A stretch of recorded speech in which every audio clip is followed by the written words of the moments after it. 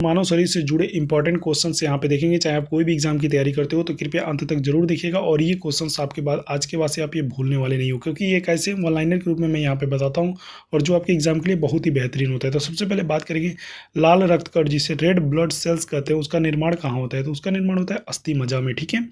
लाल रक्त कण का जीवन काल कितना होता है? तो 120 दिन। ये डायरेक्ट क्वेश्चंस पूछे जाते हैं, तो कृपया इसको अच्छे से देखिएगा और एक बार देख लीजिए कोई चीज़ तो उसको याद करने का प्रयास करिए। जिससे कोई टॉपिक देखें तो कोशिश करें कि उसको एक दिन में ही खत्म कर दें।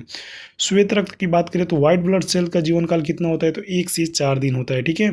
नेक्स्ट क्वेश्चन की बात करेंगे यहाँ पे, व्हाइट ब्लड सेल को क्या कहा जाता है? तो उसको कहा जाता है ल्यूकोसाइट कहते हैं। ल्यूकोसाइट, ये भी प्रश्न बहुत ज़्यादा पूछे जाते हैं आपके एग्जाम में।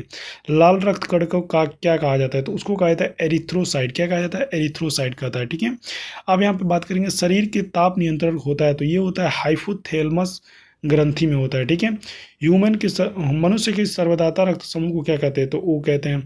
मनुष्य के सर्वग्राही रक्त समूह को क्या कहते हैं? तो ए भी कहते हैं। ठीक है। अब यहाँ पे लास्ट कुछ क्वेश्चंस बचे हैं, उसको भी देख लेते हैं। यहाँ पे रक्तचाप ब्लड प्रेशर के मापने के यंत्र को क्या कहा जाता है? तो इसको कहा जाता है स्पीगनोमेनोमीटर। क्या बोलते हैं? स्पिनोमीटर बोलते हैं। ब्लड बैंक किसे कहा जाता है? ब्लड बैंक के लिए तो इसको पिलाहा कहा जाता है। स्प्लीन को मतलब क्या कहा जाता है? ब्लड बैंक कहा जाता है। भोजन का पाचन प्रारंभ होता है तो ये होता है मुख से। पचे हुए भोजन के अवशोषण होता है तो ये छोटी आंत में होता है। ठीक है।